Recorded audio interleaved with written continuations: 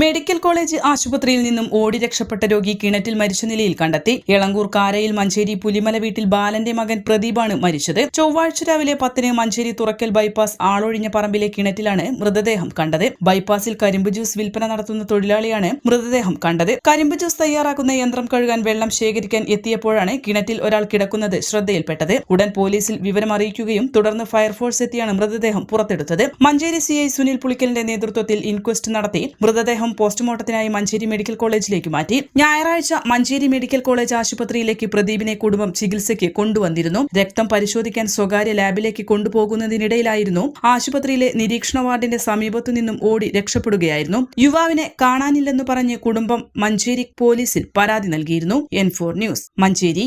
കിഴക്കൻ ഏറനാടിന്റെ മലയോര മണ്ണായ നിലമ്പൂരിന് ഇനി കാഴ്ചമങ്ങില്ല. ആധുനിക സാങ്കേതിക വിദ്യകളോടെ പ്രവർത്തനം ആരംഭിച്ച ടെക്ടോണ ഐ ഹോസ്പിറ്റൽ 1000-ൽ പരം തിമിര ശസ്ത്രക്രിയകൾ വിജയകരമായി പൂർത്തിയാക്കി മുന്നേറുകയാണ്.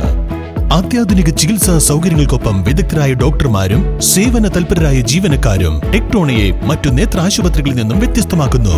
തിമിര ശസ്ത്രക്രിയ, vitreoretina, cornea, paediatric ophthalmology, glaucoma, general ophthalmology, operation theatre, lab, pharmacy തുടങ്ങിയ നിരവധി വിഭാഗങ്ങൾ.